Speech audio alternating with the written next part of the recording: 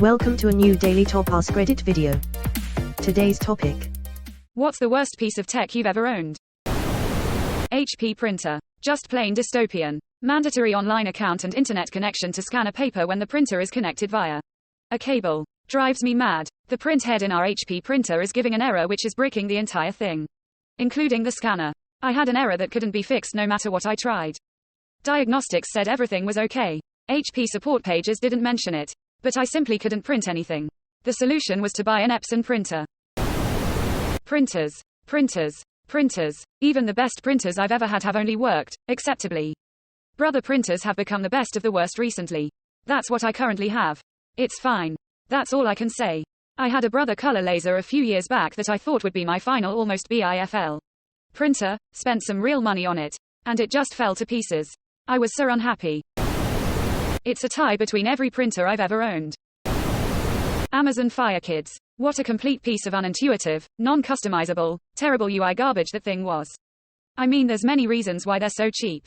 My Amazon Fire TV is also a piece of shit. I don't understand why the Fire TV UI is so horrendous. Apple TV is pretty clean and easy to use. Roku TV is absolutely incredible. Pick what apps you want and where you want them. And if it's a smart TV that runs on Roku TV, then gaming consoles and even cable if you still have it get their own little customizable app buttons too. Fire TV is just absolute nonsense by comparison. And I shouldn't have to search for an app I use literally every day. A smart toaster. It was smart enough to burn it. Off-brand bread detected. Please remove and insert a smart toaster trademark brand bread. Quote. And drink a verification can. If there's one device that doesn't need to be smart, it's a toaster. What is my purpose? You toast bread. Oh my god.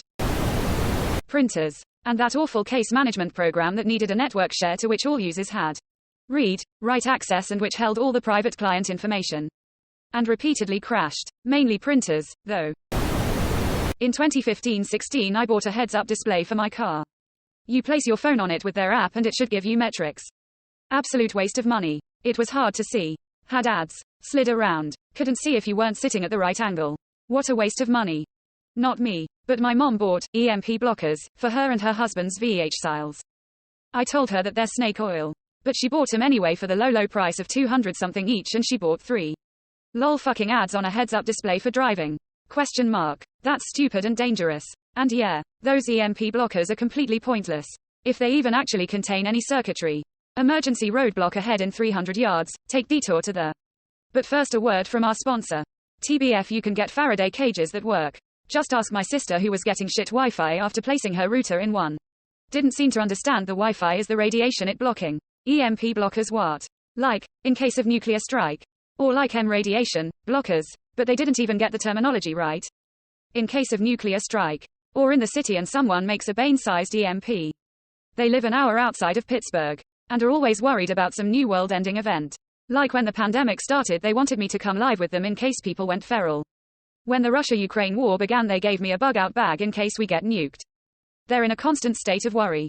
No idea how I didn't get that crazy gene. About 15 years ago I was given a catalogue from my boss so that I could pick out my 5-year employment milestone award. It was pages of stuff ranging from DVD players to luggage.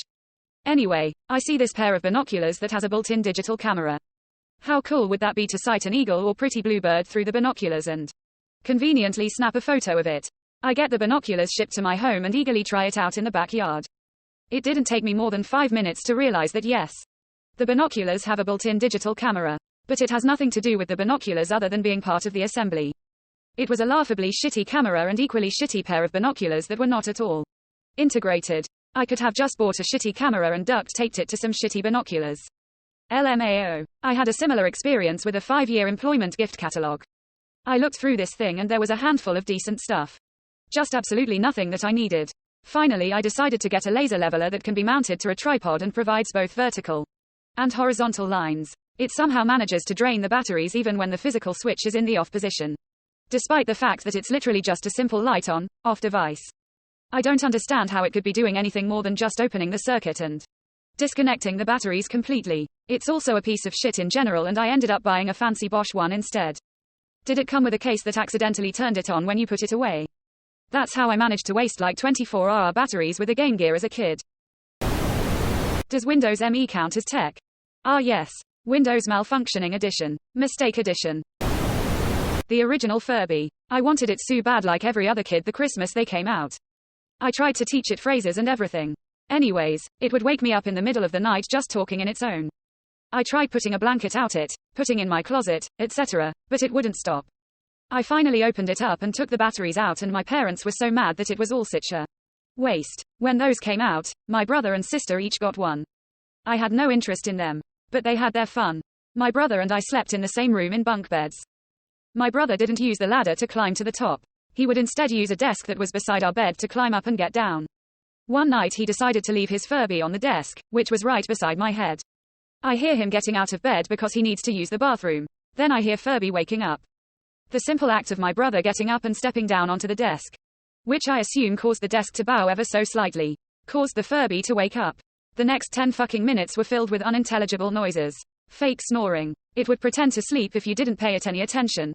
And the occasional play with me being spoken in various cadences. I could not sleep for at least half an hour after it turned off.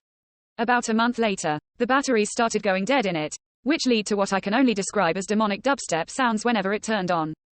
It got buried in the closet not long after that.